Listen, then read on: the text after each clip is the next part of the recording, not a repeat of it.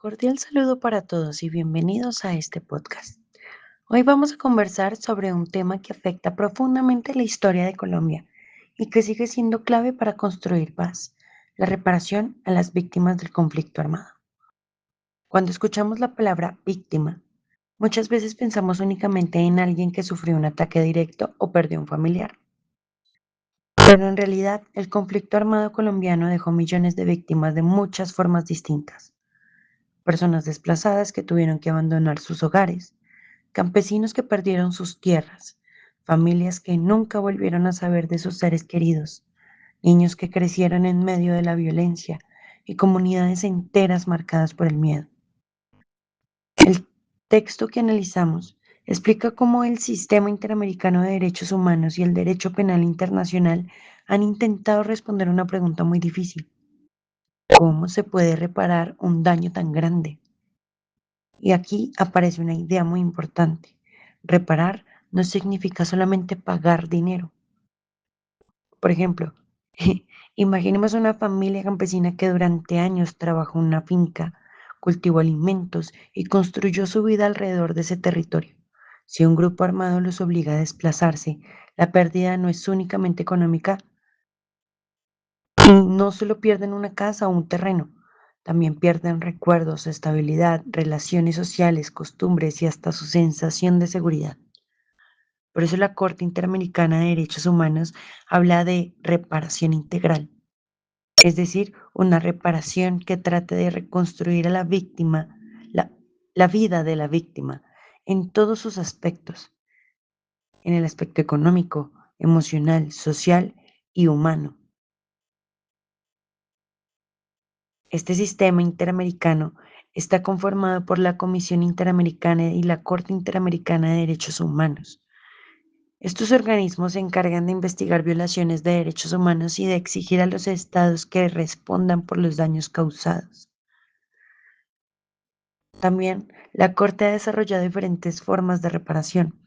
Una de ellas es la reparación material o económica. Aquí es donde entran las indemnizaciones, como por ejemplo, si una persona perdió su negocio por causa del conflicto, el Estado puede compensar económicamente esa pérdida, o si una familia dejó de recibir ingresos porque asesinaron a quien sostenía el hogar, también se calcula una compensación. Pero pues también el texto nos insiste en que el dinero no es suficiente. Y a ver, eso lo conocemos nosotros los colombianos con la cantidad exorbitante de víctimas por desplazamiento forzado o qué me dicen de los falsos positivos. ¿Mm? Pensemos también en algo cotidiano. Supongamos que una persona estudió durante años para convertirse en profesora, pero debido a amenazas tuvo que abandonar su pueblo y nunca pudo ejercer su profesión.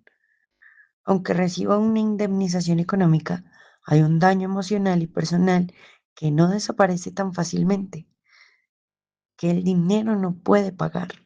Y ahí es donde aparece otro concepto muy importante, lo que es el proyecto de vida.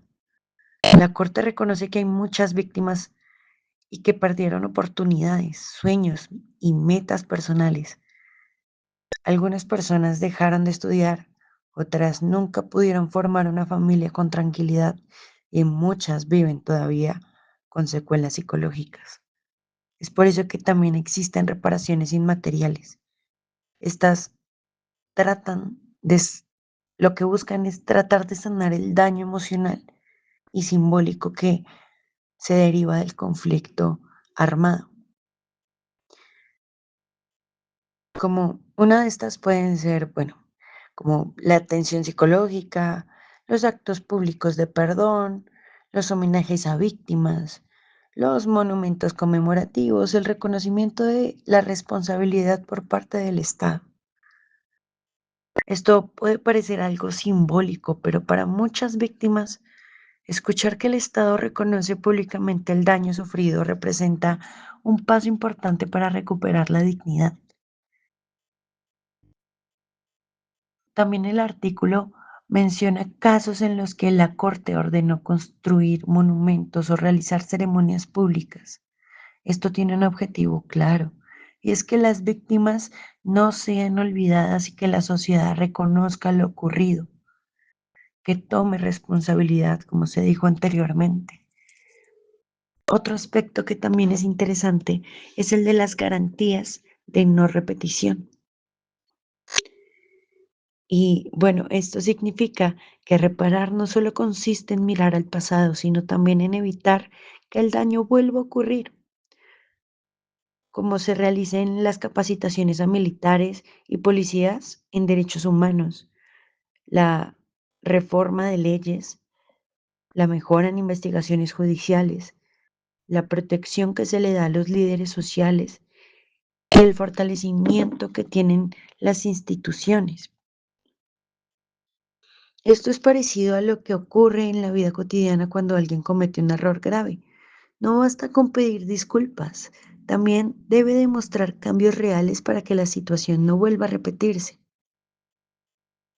El texto también compara el sistema interamericano con la Corte Penal Internacional. La principal diferencia es que la Corte Interamericana juzga a los estados, mientras que la Corte Penal Internacional juzga a personas responsables de crímenes graves, como genocidios o crímenes de guerra. Por ejemplo, si un comandante ordena masacres o reclutamiento forzado a menores, la Corte Penal Internacional puede investigar directamente a esa persona. En un caso colombiano, el artículo también analiza el acuerdo de paz firmado con las FARC en el año 2016. Este acuerdo lo que creó fue instituciones importantes como la Comisión de la Verdad, la Jurisdicción Especial para la Paz y la Unidad de Búsqueda de Personas Desaparecidas. La idea principal era que las víctimas estuvieran en el centro del proceso de paz. Muchas familias todavía buscan a familiares desaparecidos desde hace décadas. Y para ellas, encontrar restos o conocer la verdad puede ser incluso más importante que recibir dinero. También se incluyeron medidas como la reconstrucción de infraestructura, el desminado de territorios, los programas de atención psicosocial o proyectos comunitarios y la reconciliación entre víctimas y excombatientes. Sin embargo, también existen varias dificultades. Muchas víctimas siguen esperando reparaciones complejas. Algunas enfrentan trámites lentos, falta de recursos o procesos judiciales que duran años. Aquí aparece una idea clave del artículo, la reparación transformadora. Los autores explican que no basta con devolver a las víctimas al mismo estado de pobreza o vulnerabilidad en el que estaban antes del conflicto. La reparación debería mejorar sus condiciones de vida. Es decir, si una comunidad rural fue abandonada históricamente por el Estado y además sufrió violencia, la reparación no debería significar solamente devolver tierras y devolverlos a ese estado de pobreza, ¿sí? Sino que también se les garantice una educación, la salud, empleo, seguridad y oportunidades de desarrollo, que esa comunidad se vuelva un foco de mejora nacional, ¿sí? Porque la reparación lo que debería es ayudar a transformar las causas que permitieron la violencia. Y ya para finalizar, el texto nos da una conclusión fuerte y es que Colombia ha avanzado mucho en leyes y en la creación de instituciones para efectuarlas, pero todavía existen enormes desafíos para lograr una reparación verdadera e integral. La paz no se construye solamente firmando acuerdos, que si bien es un paso importante, no es el único paso que se tiene que realizar. También se construye escuchando a las víctimas, reconociendo su dolor y garantizando que puedan reconstruir sus vidas con dignidad. Porque al final de todo, Reparar no es solo compensar pérdidas. Reparar significa reconocer humanidad, devolver esperanza y garantizar que el sufrimiento vivido no vuelva a repetirse.